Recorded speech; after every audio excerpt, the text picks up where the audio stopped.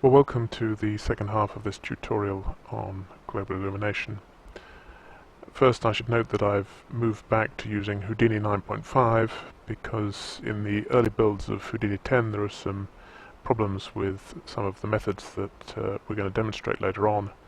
Hopefully these will be fixed pretty soon. So, to start with, let's talk briefly about transparent ambient occlusion. Transparent ambient occlusion is identical to ambient occlusion except that it takes into account the transparency of the objects in the scene. We're not going to cover that in any more detail. The next option is full irradiance. Here's a brief explanation of how it works. Full irradiance works like ambient occlusion in that it sends out rays from the point we are shading. But instead of just counting hits, it evaluates the direct lighting at each of the points that is hit. This lighting is then accumulated at the point we're shading. In effect, we're calculating an extra bounce of direct light.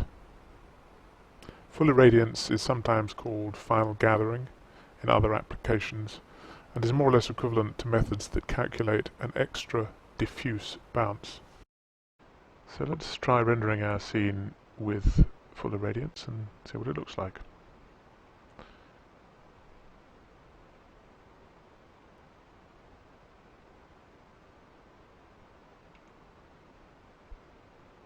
And here it is. As you can see, it's a relatively subtle effect. Zoom in. We can see that there's some reflected light illuminating the floor around the teapot here and at the back of it. There's quite a bit of grain in here, and you would need to use the irradiance cache settings and the number of samples to try to get rid of that. And the grain becomes particularly noticeable if we increase the brightness. You wouldn't be able to use this scene in a commercial production. There's a further version of full irradiance which works in a very similar way, and that's called path tracing. It's the final option that's available here in the global illumination shader. So we'll do a quick render and see how that compares.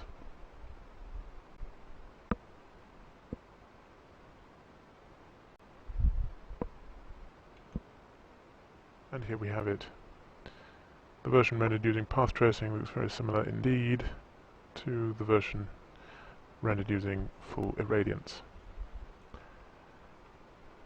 Now we can have a look at another scene which will illustrate a bit more clearly what full irradiance and path tracing can do for you.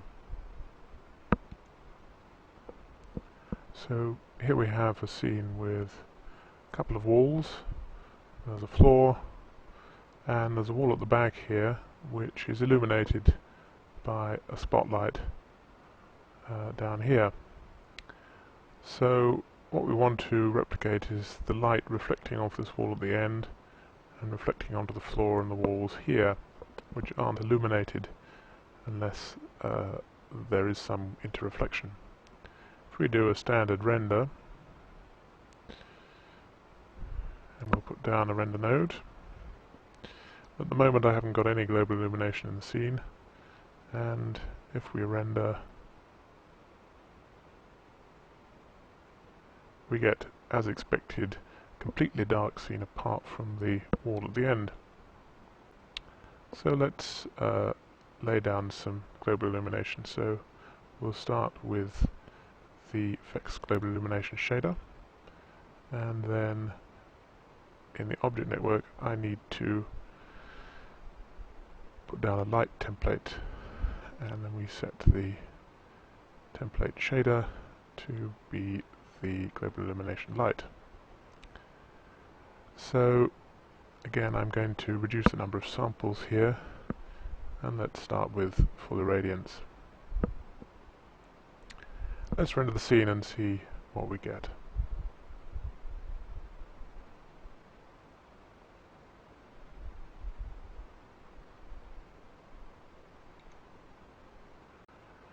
But as you can see, the scene's a lot brighter than you might expect. There seems to be light coming from somewhere else other than just from the wall at the end of the scene here.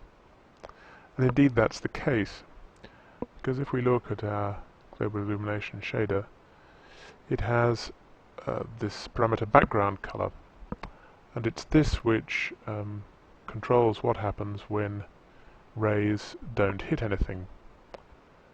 So in this case, when we're shooting out a full irradiance ray and it goes off to infinity, it comes back with the color here, which is white. That's why these surfaces are almost fully illuminated. If we just want to get the reflection off this wall at the end, we need to set this to black. So let's do that and have another look.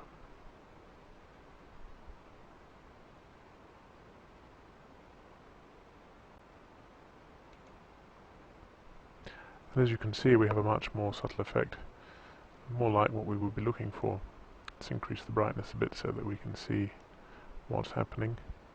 We're getting some light reflected onto the floor here, these side walls, and then further back there's some light reflecting off of the floor onto these walls here. Now, this isn't terribly accurate, and we need to look at the irradiance cache settings to get something a little finer. Let's see how it would look when we render it using path tracing. Again, a very similar outcome.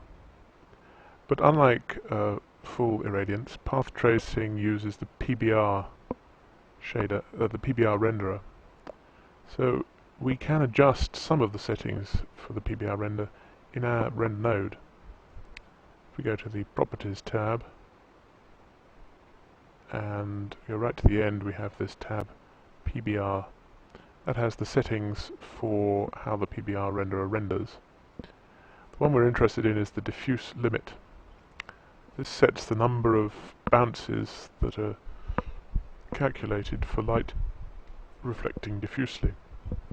Now we get one automatically because we're using path tracing, but we can increase this to a higher value and then we'll get several bounces of light. Let's have a look and see what that looks like.